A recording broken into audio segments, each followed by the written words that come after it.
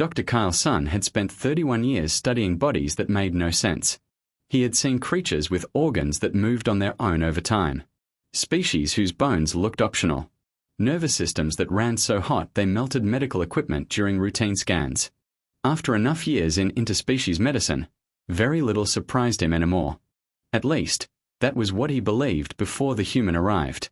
Later, much later, he would sit alone in his office staring at a blank wall, silently questioning every assumption he had ever held about biological life in the galaxy. But at 1358 station time, none of that had happened yet. At 1358, he was still confident. Station Vorith 9 was not the kind of place people remembered fondly. Nobody wrote songs about it. Nobody visited because they wanted to. The station existed for one reason only: work. Cargo transfers. Fuel exchanges. Trade inspections. Paperwork. Endless paperwork. It sat between three busy shipping routes like a giant medal not holding commerce together through pure stubbornness. The medical bay on level 4 existed mostly because galactic regulations demanded it. And Dr. Kyle's son had worked there for 9 years. Originally, he had signed an 18-month contract. Then he renewed it. Then renewed again. Eventually, staying simply became easier than leaving. His clinic reflected that attitude perfectly. Clean. Organized. Practical. Not beautiful. Beautiful things required emotional energy. Functional things simply needed discipline. Every tool had a place. Every file had a system. Every surface stayed spotless. At the center of the room stood his pride and joy. A Cirque Murren Series 7 bioscanner. Top-tier diagnostic technology. Capable of analyzing 47 known biological types across the galaxy. The machine had never failed him once. Which was why the human confused him so deeply. Her file appeared on his desk terminal shortly before arrival. Species. Human. Name. Dar Reyes. Purpose. Pre-employment physical evaluation. No prior station records. Kyle barely reacted. Humans were uncommon this far from central trade systems, but not rare enough to deserve attention. He skimmed the file with the relaxed confidence of someone who had seen nearly everything. Probably straightforward. Probably routine. He was catastrophically wrong. Dar Reyes arrived exactly 2 minutes early. Not in the dramatic way some people arrived early. Not with nervous energy or forced professionalism. She simply appeared quietly at 1358 as though punctuality was the natural shape of things. Kyle noticed that immediately. Some personalities revealed themselves in tiny habits. She stepped into the clinic wearing reinforced cargo worker clothing. Heavy-duty boots. Utility jacket. Dark work trousers with visible wear around the knees. Not decorative wear. Real wear. The kind that came from years of physical labor. She looked normal. That was the strange part. Medium height. Dark hair tied back quickly. Brown eyes. Calm face. Nothing about her appearance suggested she would completely rewrite his understanding of human biology within the next hour. Kyle glanced over her frame automatically. 60 kilograms maybe. Possibly 65. Compact build. No obvious augmentations. No visible medical support implants. Mildly pale lower lip. Interesting. Possibly iron deficiency, he thought. Long-haul workers often developed nutritional imbalances. That would become funny later. Extremely funny. Ms. Reyes, he said professionally, gesturing toward the examination platform. I am Dr. Kyle's son. Today's evaluation should take approximately 40 minutes. Sure, she answered easily. Not. Yes, doctor. Not. Of course. Just. Sure. Simple. Relaxed. Like she had walked into a normal appointment instead of the beginning of a xenobiological crisis. The early tests were completely ordinary. Temperature readings. Respiration. Eye response. Neural reflex calibration. Then Kyle tapped her knee with the reflex rod. Her leg kicked so sharply the rod nearly flew from his hand. He calmly wrote, "Reflex response strong." He did not mention almost losing control of the equipment. Professional dignity mattered. "You can watch the results as we go," he told her. "I always allow transparency during examinations." "Oh cool," she said, leaning slightly to look at the monitor. What does green mean? Normal ranges. And yellow? Elevated but acceptable. What about the orange one? Kyle glanced at the panel. That, he said carefully, is your body temperature. She blinked once. What's wrong with it? By my species standards, Kyle explained, you technically register as mildly feverish. Da stared at him for 1 second. Then she laughed. A warm laugh. Easy. Uncomplicated. So to you, she said, smiling, I permanently look sick. A mild fever, Kyle corrected with full professional seriousness. Constantly. For your entire life. She laughed again. To his surprise, he did not mind the sound. Then he activated the full bioscanner. The Cirque Morin Series 7 operated quietly. No dramatic alarms. No flashing lights. It simply scanned biology and displayed clean, organized data. Kyle watched the columns populate. Then he stopped typing. Slowly, he leaned closer to the monitor. Then closer again. The scanner displayed extremely elevated ferric compound levels. Iron. Massive amounts of iron. Not contamination. Not residue. Integrated directly into the bloodstream itself. Kyle frowned immediately. That was impossible. He activated the scanner's self-diagnostic. The machine checked itself thoroughly. Results returned. No errors detected. The scanner was functioning perfectly. Kyle stared at the display again. Iron. Still there. Huge concentrations. Inside the patient. Alive. Breathing normally. Completely unconcerned. Ms. Reyes, Kyle said carefully, maintaining his medical composure through years of training, your circulatory scan is showing extremely high ferric compound presence. MHM, she nodded casually. He waited. That is, highly unusual. Oh, she said. Yeah, that's normal. Kyle blinked once. I'm sorry. Human blood uses hemoglobin, she explained. Hemoglobin contains iron. That's how oxygen gets carried around the body. Silence filled the room. Kyle looked at the scanner. Then at her. Then back at the scanner. You transport oxygen using iron. Yep. Inside your bloodstream. Every second of every day. Kyle stared. His medical training tried desperately to remain calm while another part of his brain quietly screamed. Iron. Inside the circulatory system. Continuously. As a standard biological process. And this, he said slowly, is considered normal for humans. Very normal. Kyle opened the human xenobiology file on his secondary monitor. 3 pages. 3. 1 page was mostly diagrams. He had longer files on semi-domesticated reptilian livestock. He suddenly hated whoever assembled the station database. That should really be mentioned more clearly, he muttered. Da smiled slightly. Yeah, people react weird to it sometimes. Kyle looked at her again. She seemed completely relaxed. No pride. No defensiveness. No superiority. Just patience. Like someone explaining rain to a person who had never seen weather before. And somehow, that made it stranger. Because Da Reyes was not behaving like someone extraordinary. She behaved like someone normal. That disturbed him far more. He moved carefully to the skeletal analysis phase. The holographic scanner projected her skeleton into the air above the platform. Blue light rotated slowly through the darkened room. Kyle had seen thousands of skeletal structures before. Flexible species. Fragile species. Dense species. Hollow species. This one made him sit forward immediately. The density readings appeared on screen. Kyle read them once. Then again. Then a third time. His throat clicked softly. He was developing a habit of rereading things today. Ms. Reyes, he said carefully, what exactly is your occupation? Cargo loader. How long? About 6 years. Kyle stared at the readings again. That explained absolutely nothing. Your bones should not look like this, he thought silently. The compression tolerance values were absurd. Her skeleton matched levels normally found in high-gravity evolutionary species. Load-bearing density. Structural density. not fragile mammalian biology. Infrastructure. Is something wrong? She asked.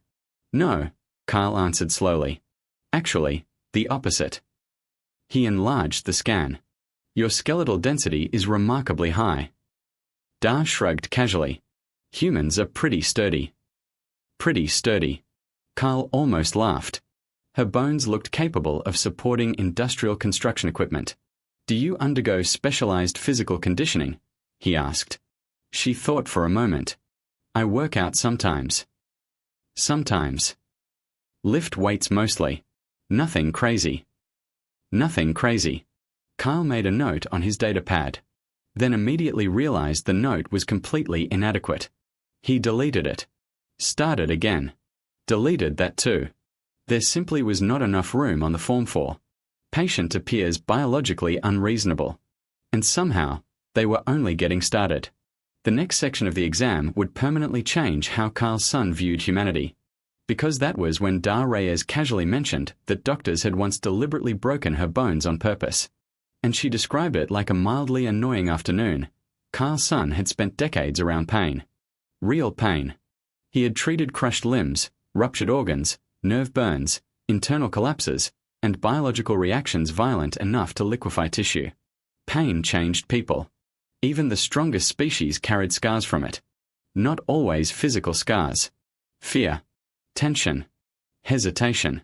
Most patients remembered suffering in their posture long after the injury healed. Which was why Dar Reyes confused him again almost immediately.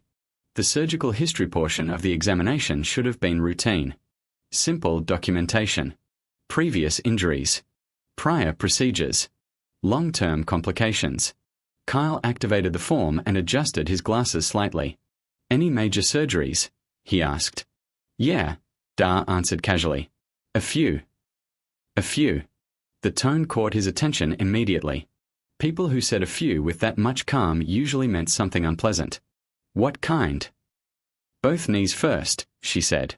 Left reconstruction at 22. Then clean-up surgery on the right one a couple years later. Kyle typed automatically. Knee instability still present. Nope. They're solid now. Solid now. Like the joints had simply needed maintenance.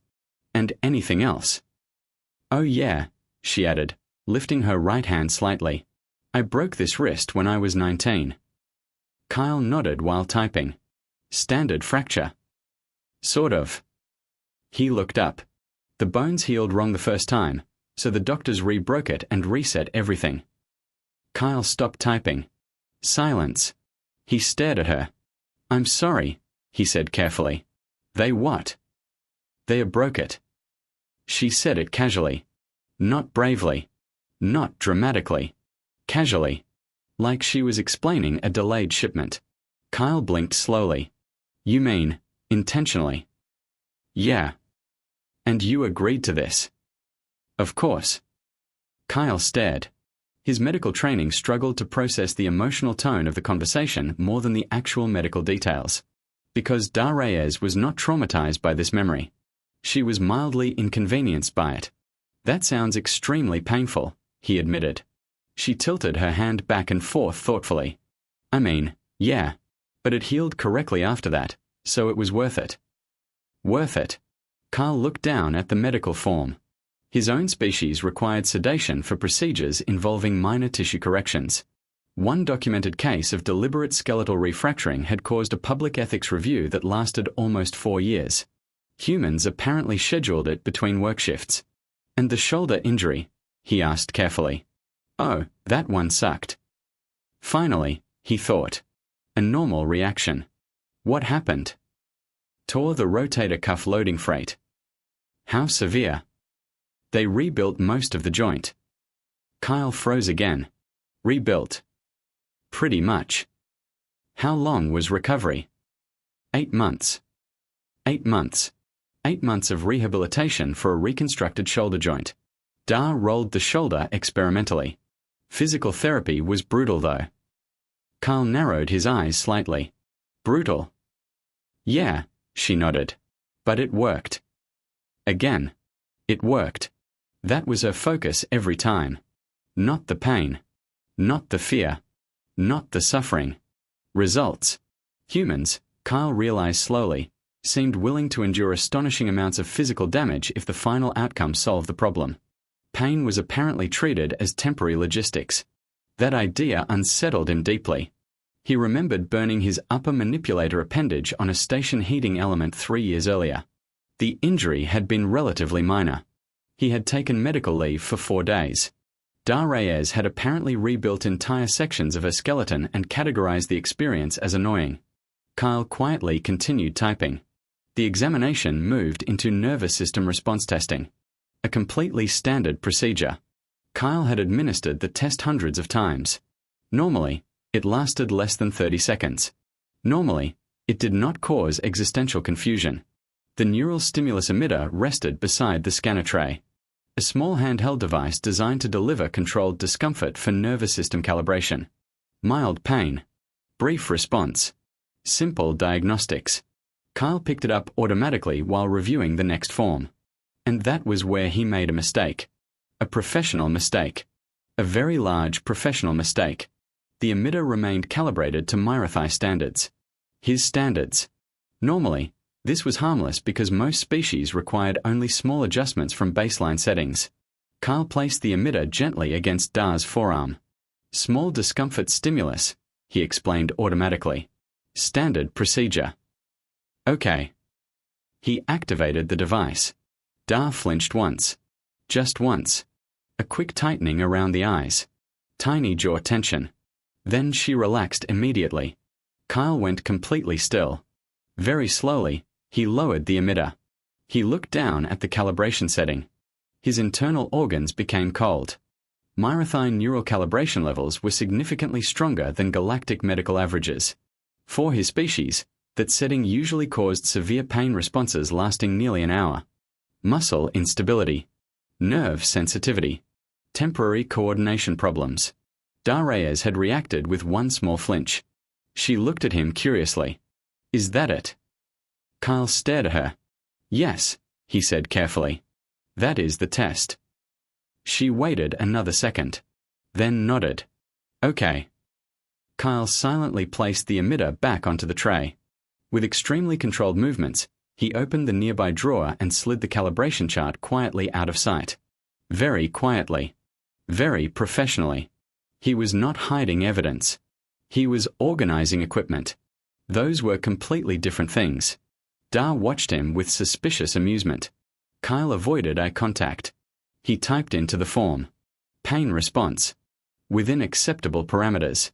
Technically true. The problem was that human acceptable parameters appeared deeply unreasonable. Kyle cleared his throat softly. You experienced no lingering discomfort. Nah. No nerve irritation. Nope. No muscular instability. Dar blinked. Should there be? Kyle immediately answered too quickly. No. She stared at him another second. Then smiled slightly. You used the wrong setting, didn't you? Kyle maintained absolute medical dignity. I corrected the issue. That's a yes.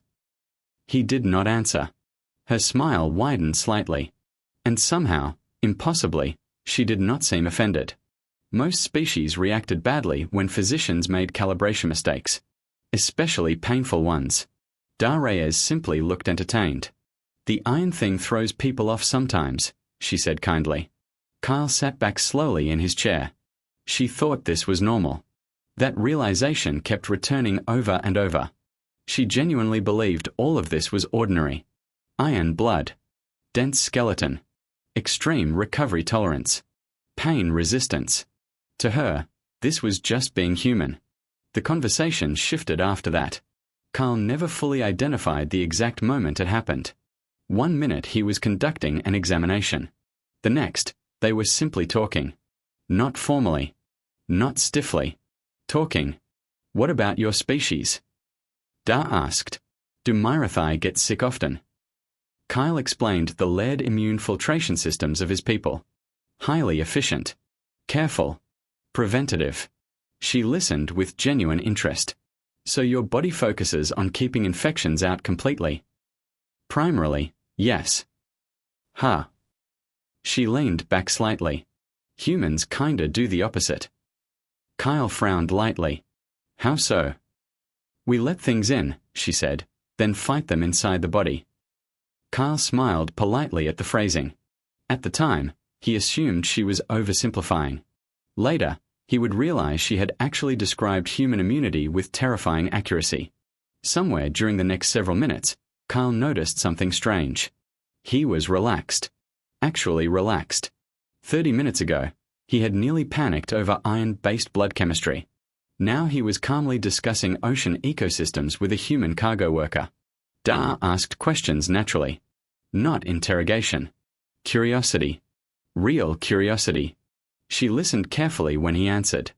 And every time the conversation drifted towards subjects that visibly unsettled him, she gently redirected things somewhere easier without making it obvious. At least, not obvious at first. Then Kyle finally noticed. She was managing the conversation deliberately. Managing him. Not manipulating. Not controlling. Helping. She had realized he was overwhelmed almost immediately after the scanner results.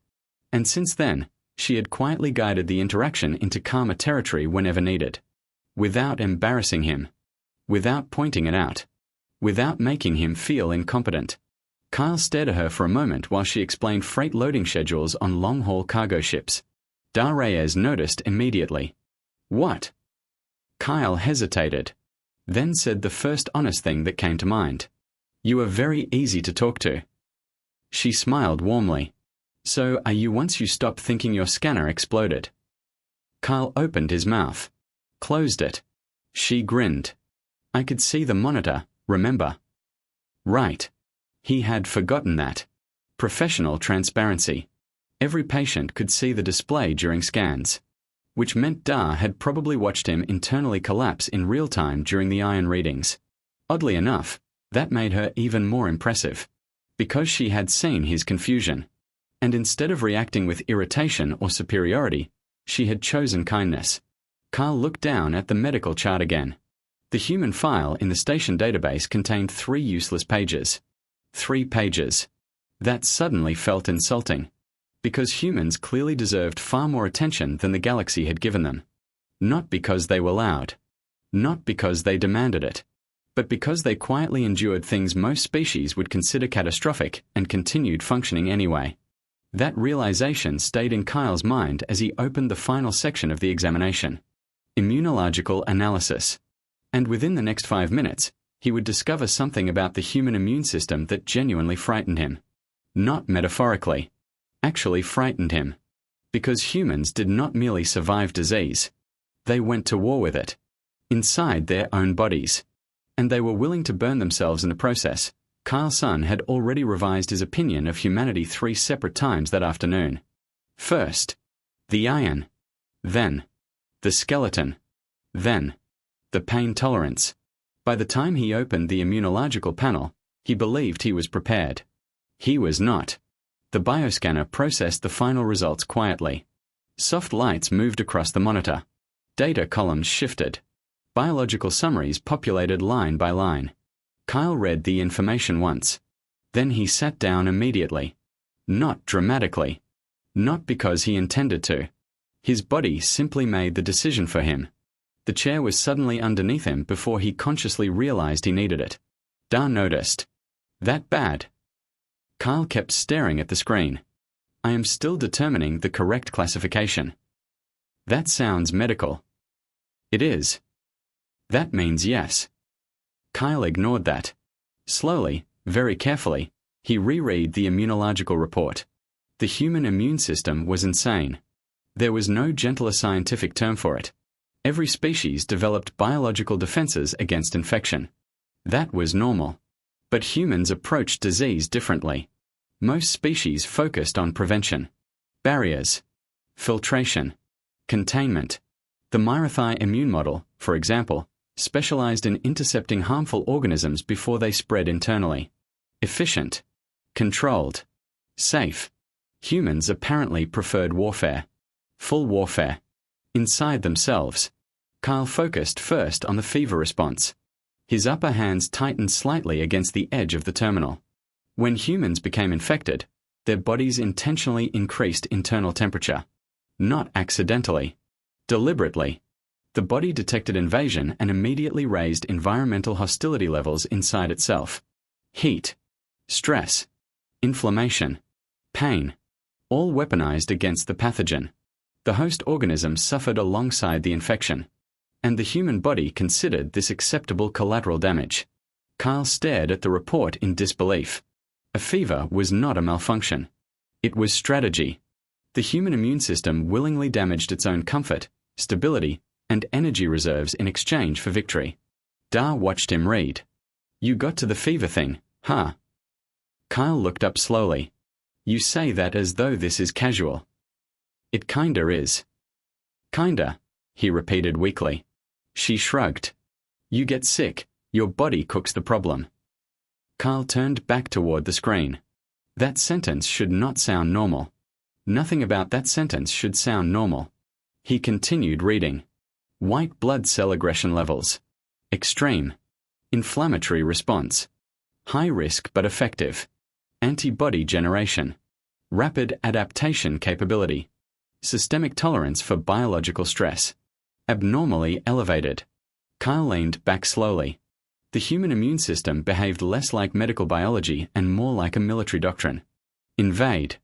Escalate. Overwhelm. Survive afterward. How often, Kyle asked carefully, does your species experience fevers? Dar thought about it. Pretty often as kids. Kyle stared at her. As children. Yeah. And your young survive this process regularly. Most of the time. Most of the time. Kyle felt something inside his medical education quietly collapse. Human children routinely experienced internal thermal warfare as part of normal development. And humanity still became a spacefaring civilization. How high, he asked slowly, can human temperatures safely rise? Dar gave him a number. Kyle checked the scanner calibration twice because he assumed she had made a mistake. She had not. The temperatures humans could survive were deeply disturbing. Your species endures this voluntarily. Dar laughed softly. It's not voluntary. The body just does it. Kyle looked horrified. That is significantly worse. She laughed harder at that. Kyle did not understand why this conversation was amusing. Then again, he was beginning to suspect humans laughed at things specifically because the alternative would be concern. The scanner continued scrolling through immune response history. Childhood infections. Recovery adaptation. Viral resistance markers. The human body encountered threats, adapted aggressively, remembered them permanently, and prepared for future war. Kyle rubbed one hand slowly across his forehead. Humans are very difficult to kill, Dar said casually. I am beginning to suspect that may be an understatement. That's fair. Kyle enlarged another section of the report. Tissue regeneration rates. Not fast compared to true regenerative species, but remarkably efficient for standard mammalian biology. Broken bones repaired. Muscles rebuilt. Skin recovered. Organs compensated for damage. Everything about the species suggested endurance. Not elegance. Not efficiency. Endurance. Humans simply kept going. That realization disturbed him more than anything else so far. Because nature usually specialized. Species became excellent at one thing. Speed. Strength. Intelligence. Camouflage. Adaptation. Humans seemed built around surviving situations that should have stopped them. The scanner highlighted previous injury recovery timelines. Kyle reviewed Dar's shoulder reconstruction again. 8 months. Full functionality restored. He thought about her casually rotating the rebuilt joint earlier. Like nothing had happened. Like catastrophic structural damage was temporary inconvenience. Kyle slowly realized something even stranger. Dar herself did not seem particularly exceptional by human standards. That was the frightening part. She was ordinary. Average. A cargo worker. Not military. Not elite. Not genetically enhanced. Just normal. If this was baseline humanity, then the species database needed far more than revision. It needed rewriting from the ground up. Dar watched him quietly. You okay over there, Doc? Kyle answered honestly. No. She smiled sympathetically. Yeah. First time learning about humans can be kinda weird. Kinda weird. Carl almost laughed from exhaustion. You have iron in your blood. MHM. Your bones resemble industrial support structures. Probably a little. Your immune system weaponizes your internal organs. That sounds cooler than it feels. Kyle gestured helplessly toward the monitor. You casually tolerate pain levels that would medically incapacitate several registered species. Dar considered that. Ha. Ha. Kyle repeated. I guess when you say it like that, humans sound intense. Kyle stared at her for several seconds, then finally said the thought that had been building since the beginning of the appointment. Ms. Reyes, does your species understand how unusual it is? She blinked. You mean compared to aliens? Yes. Dar leaned back slightly. I don't know. Most humans don't think about it much. That answer genuinely stunned him. How? How could they not think about it? How could a species evolve biological systems this extreme and treat them as ordinary? Carl remembered the way she described her surgeries. Worth it. Annoying. Brutal but effective. Humans normalized suffering in ways that felt almost impossible to comprehend. And somehow, they remained kind. That part confused him most. Because Dar Reyes was not hardened.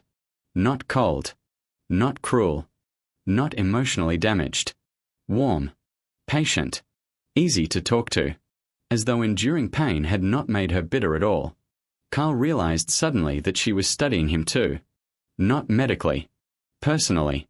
You're thinking really hard right now, she said. I am revising several decades of professional assumptions. Sorry. The fact she sounded genuinely apologetic nearly broke him. You do understand, Carl said carefully, that none of this is your fault. I know. Then why are you apologizing? Dar smiled slightly. You look stressed. Carl opened his mouth, then closed it again. Because she was right. He was stressed. Not physically. Conceptually. Humans were conceptually stressful. The examination should have ended there. Technically, he already had enough data to approve her employment clearance. But Kyle found himself continuing the conversation anyway. Partly because he needed more information. Partly because he was genuinely curious now. And partly because Dar Reyes had become the most fascinating patient of his entire career. What exactly does cargo loading involve for humans? He asked. Oh, depends on the station. Vorith 9 specifically. Mostly freight movement, manual balancing, container locking, repair support if something breaks. Repair support. Yeah. Kyle frowned slightly. You perform mechanical repair work personally. Sometimes. With your shoulder history. Dar looked confused. It's healed. Yes, but the previous damage. Doc, she interrupted gently, humans keep using things after they break. Kyle went silent. That sentence landed somewhere deep inside his brain and stayed there. Humans keep using things after they break. Not just machinery. Bodies. People. Themselves. Kyle suddenly understood why the species unsettled him so deeply. Every survival system humanity possessed carried the same philosophy. Absorb damage. Adapt. Continue. It was written into their blood. Their bones. Their immune systems. Their psychology. Endure first. Recover later. And somehow, against all logic, it worked. Carl looked back at the final medical summary. One field remained incomplete. Overall health classification. He hesitated briefly before selecting. Excellent. The word felt absurdly inadequate. Excellent did not properly describe what he was looking at. Excellent sounded clean. Normal. Expected. Dar Reyes was none of those things. She was biologically terrifying in the calmest possible way. And the strangest part? She still had not realized it. Kyle's son finalized the medical report 3 separate times before he was satisfied with it. Not because the data was unclear. The data was horrifyingly clear. The problem was that every conclusion he wrote sounded exaggerated, even when it was technically accurate. Human skeletal density. Exceptional. Pain tolerance.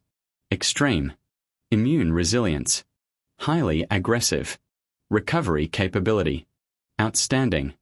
Every line sounded less like a medical summary and more like battlefield documentation.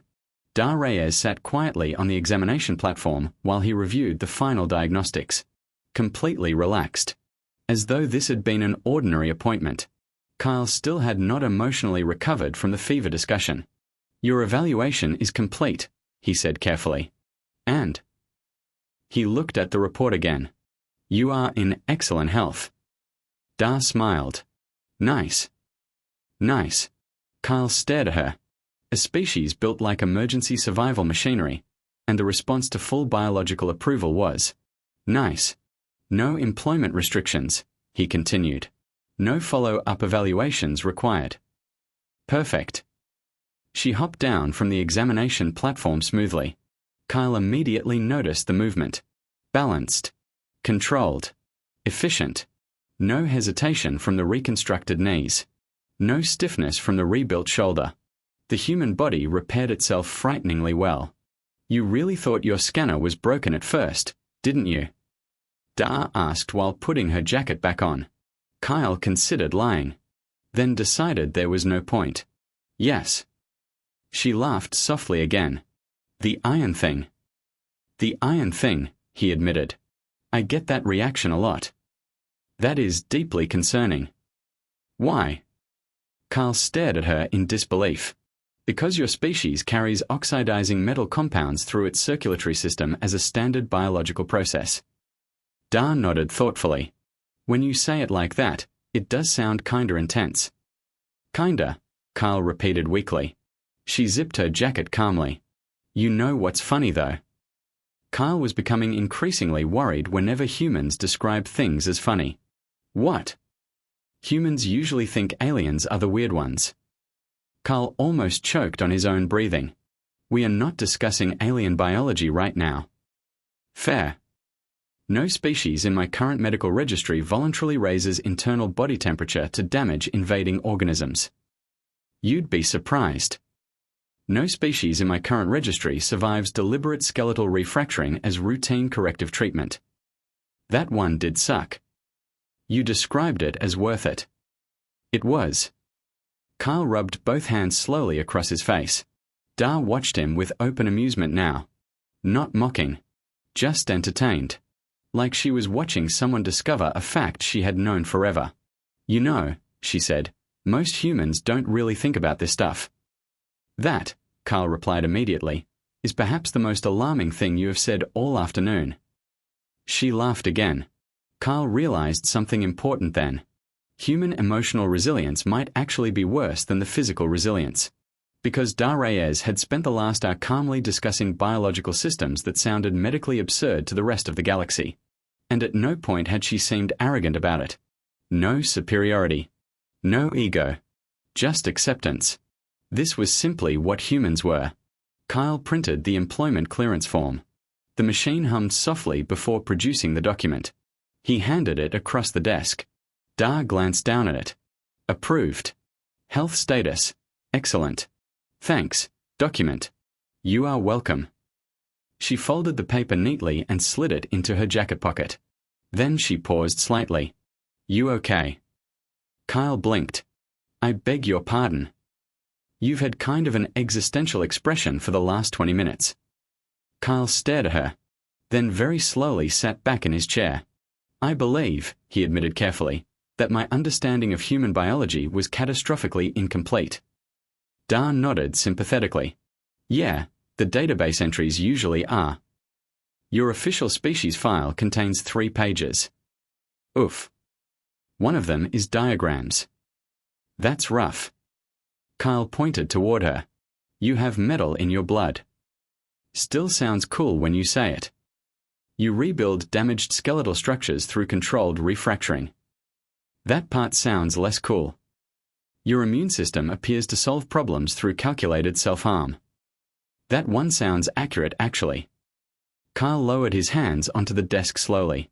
"And somehow," he said, almost to himself, "you are still remarkably pleasant." Da blinked once. "Well, thanks." The sincerity in her voice made him pause again. Humans accepted compliments strangely. No inflated pride. No ceremonial modesty. Just honest appreciation. Like emotional communication mattered more to them than social performance. Kyle realized suddenly that he had enjoyed this appointment. That was unusual.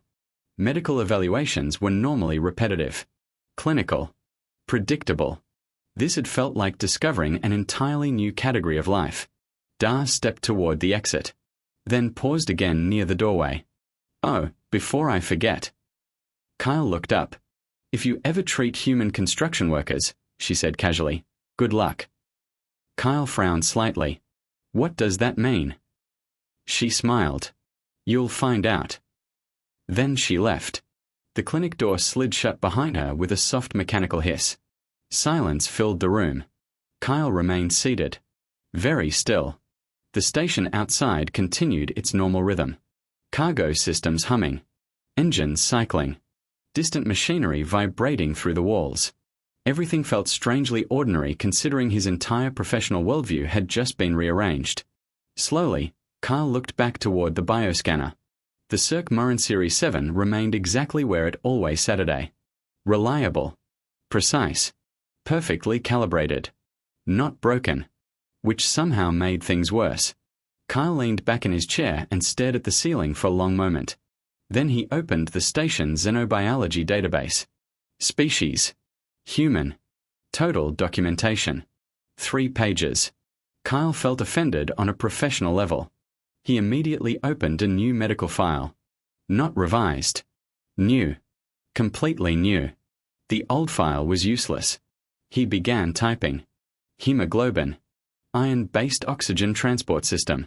Significant ferric presence normal. Do not mistake readings for contamination or poisoning. He paused. Then continued. Skeletal density. Substantially higher than expected for body mass. Compression tolerance comparable to several high-gravity species. Another pause. Pain response.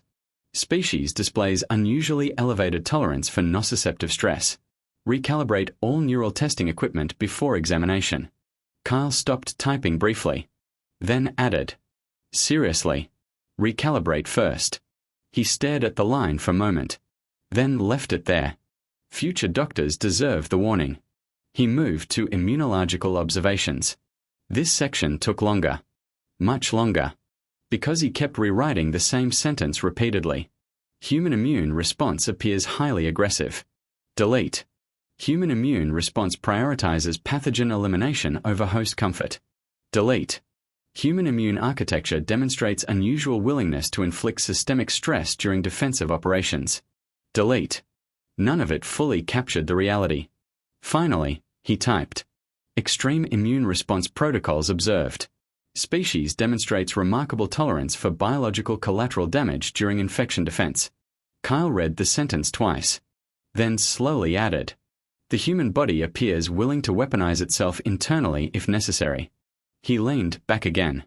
That felt closer to the truth. Not complete, but closer. Kyle thought about Dar's casual attitude during the entire examination. The surgeries. The pain test. The fever discussion. Every response followed the same pattern. Acknowledge suffering. Continue functioning. He suddenly understood why humans expanded so successfully into dangerous labor sectors across the galaxy. Not because they were fearless. Because they adapted faster than discomfort could stop them. Kyle opened a communication channel to an old colleague. Dr. Vethorin. Xenobiologist. Meridian platform. The message took him nearly 5 minutes to write because he kept deleting phrases that sounded insane. Eventually he settled on honesty. Fet. I require updated research regarding human biological architecture immediately.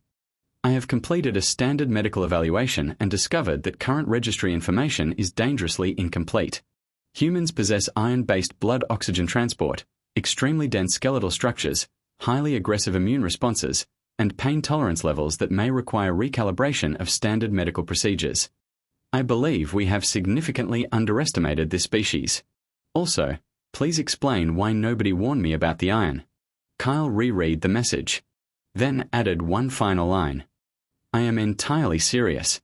He sent it immediately. Then sat quietly in the dim clinic light. His eyes drifted toward the employment clearance copy still resting on the desk. Da Reyes. Approved. Such a small file. Such a deceptively ordinary person. Kyle remembered the way she arrived 2 minutes early without making it feel important. The way she calmly explained iron in human blood like it was weather information. The way she noticed his discomfort and quietly guided the conversation somewhere easier. The way she endured a miscalibrated pain stimulus and responded with, "Is that it?" He thought about her rebuilt knees, her reconstructed shoulder, her rebroken wrist, and most importantly, the complete absence of self-pity attached to any of it. Humans did not survive because they avoided hardship. They survived because hardship failed to stop them. That realization stayed with Kyle long after the clinic lights dimmed for evening cycle. And somewhere deep in the cargo sectors of Station Vorith 9, Da Reyes was probably beginning orientation with the calm confidence of someone whose body had already survived worse things than heavy freight work. Kyle believed that completely. What he did not know yet, what he could not possibly know, was that within the next few weeks, Station Vorith 9 itself was going to learn exactly how dangerous human endurance could become when real lives were suddenly at risk. 3 weeks later, Station Vorith 9 suffered a reactor failure. Not a catastrophic one. Not at first. The first warning signs appeared during second cargo rotation. A fluctuation in the lower fusion relay grid. Minor pressure inconsistencies. Temperature spikes in maintenance sector C12. Normally, these things were manageable. Stations like Vorith 9 were built with redundant systems. Backup systems for the backup systems. The problem was not the reactor. The problem was timing. At 1842 station time, a freight hauler docked carrying volatile industrial fuel cells. At 1851, a coolant valve failed in the lower maintenance ring. At 1854, emergency containment doors jammed halfway closed. And at 1856, the station alarms finally began screaming. Kyle's son was finishing inventory updates in the medical bay when the first emergency notification flashed across his terminal. Warning. Thermal instability detected. He frowned immediately. 30 seconds later, the second warning arrived. Structural failure risk. Sector C12. Then came the evacuation order. Kyle moved instantly. Years on trade stations trained certain reflexes into you. Grab emergency kit. Seal medical storage. Move toward assigned response corridor. Simple. Orderly. Controlled. At least until he reached the central transit hallway. Chaos had already started. Station workers crowded the corridors. Emergency lights flashed red across the walls. Voices overlapped through the alarms. Somewhere deep below the station, metal groaned loudly enough to vibrate through the floor. Kyle's upper hands tightened around the medical case. How bad? Someone shouted nearby. Coolant breach. Pressure loss in maintenance. Containment doors aren't responding. Kyle felt cold immediately. Containment failure during thermal instability could turn deadly very quickly. Then another voice cut through the noise. We still have workers trapped in Cargo Ring 3. Kyle froze. Cargo Ring 3. Human labor sector. Before he fully understood why, one name appeared instantly in his mind. Da Reyes. Kyle hated that realization. Because it meant he was worried. Professionally worried, obviously. Entirely professional concern. Nothing else. A nearby technician grabbed a railing as the station shook again. We can't stabilize the relay manually, she shouted. The heat levels are too high. How high? Dangerous. That was not a useful measurement. Kyle opened his terminal rapidly. Internal station temperatures were climbing fast in the damaged sectors. Too fast. Most species would lose consciousness quickly in those conditions. Even emergency response crews were pulling back. Then Kyle heard someone say something unbelievable. The humans are still down there. Silence hit him harder than the alarms. What? The technician pointed toward the emergency display. Cargo workers. They refused evacuation. Kyle stared at her. Why? They're manually moving fuel cells away from the damaged relay line. Kyle felt his stomach drop. Manually. Not drones. Not loaders. Manually. That is suicidal. The technician laughed once. Not amused. More exhausted disbelief. Try telling them that. Kyle moved before fully deciding to. Down the emergency corridor. Past maintenance crews. Toward cargo ring 3. Heat hit him before the doors fully opened. Hot air rolled through the corridor like a physical force. Smoke drifted through the emergency lighting. Somewhere ahead, metal screamed under pressure. And inside all of it, humans were still working. Kyle stepped into the cargo sector and stopped cold. The scene looked impossible. Emergency lights painted everything red. Massive fuel containers lined the loading bays. Steam burst violently from ruptured pipes overhead. And moving through all of it were human workers. Sweating. Coughing. Straining.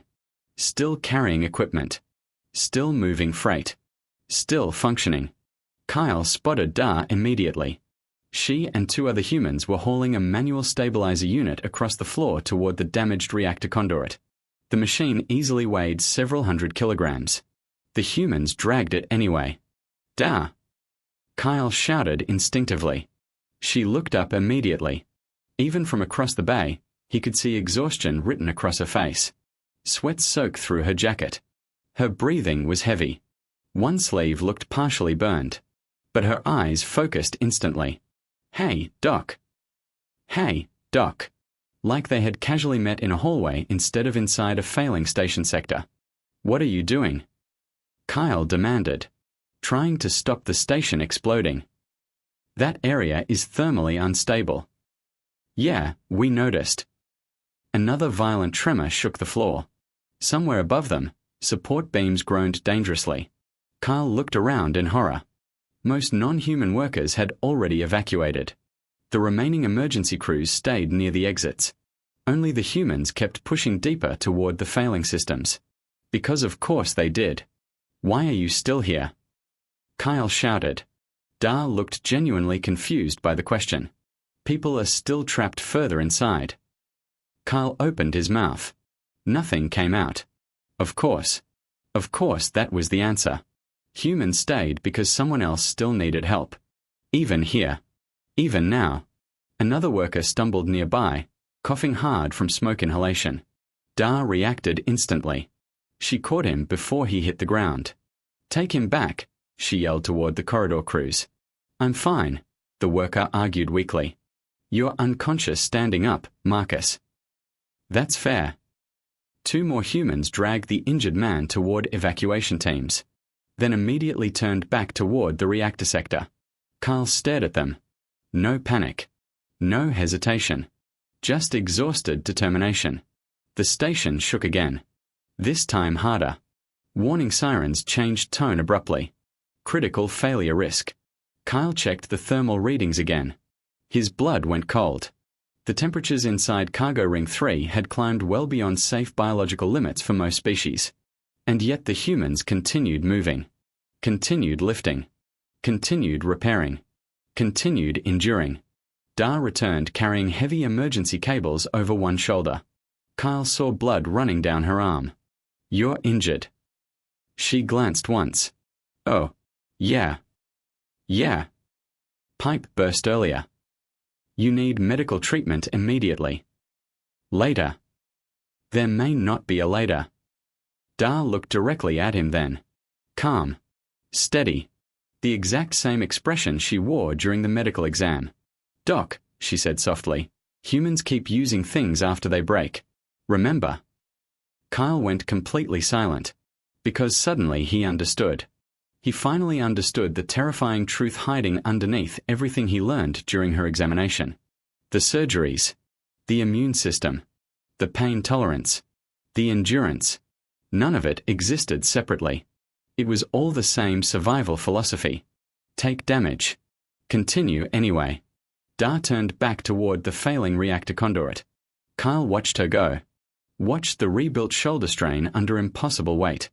Watched the dense human skeleton absorb impacts that would cripple other species. Watched a body designed by evolution not for comfort, but for persistence. Then the coolant line exploded. The blast threw people sideways across the cargo bay. Kyle hit the floor hard. Heat slammed through the corridor. Metal screamed. Emergency lights failed briefly. For one horrifying second, the entire station seemed to tilt. Then silence. Smoke drifted through the darkness. Carl forced himself upright painfully. His ears rang violently. Shapes moved through the haze. Emergency crews shouting. Systems sparking. Workers coughing. And there, through smoke and flashing red light, he saw Dar Reyes still standing. Burned. Bleeding. Exhausted. Still standing.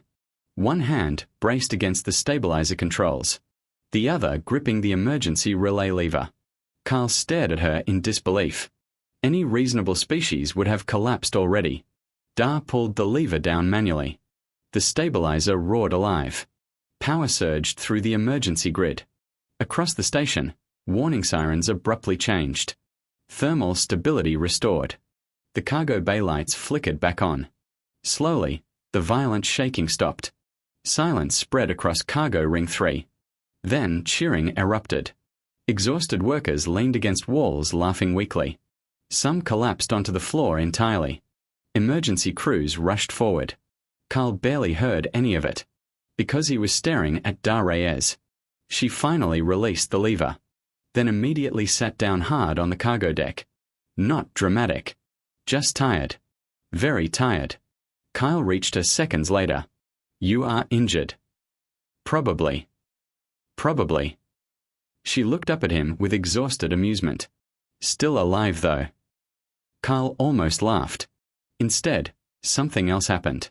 Something unexpected. He felt proud. Not medically impressed. Not scientifically fascinated. Proud. Because somehow this impossible species had chosen to use all that terrifying endurance not for domination, but for each other. Dar looked around at the surviving workers. Everybody out. Kyle checked quickly. Yes. She nodded once. Good. Then finally, she allowed herself to lean back against the cargo container behind her and close her eyes. Carl looked at the blood on her sleeve. The burns. The exhaustion. The smoke damage. And despite all of it, he already knew something with complete certainty. She would recover. Humans always did. Later that night, after emergency repairs stabilized the station, Carl returned alone to his office.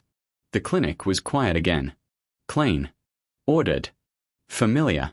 He opened the human xenobiology file one final time. Then slowly added a new line beneath his previous notes. Humanity. Do not mistake kindness for fragility. He stared at the sentence for a long moment. Then added one more. When humans endure suffering, they do not merely survive it. They carry others through it as well. Kyle saved the file. Outside the window, Station Vorath 9 hummed softly in recovery mode. Still damaged. Still exhausted. Still functioning. Very human, he thought. And for the first time in his long medical career, Dr. Carlson realized something extraordinary. The most dangerous thing about humanity was not the iron in their blood. It was the fact that they kept going. No matter what.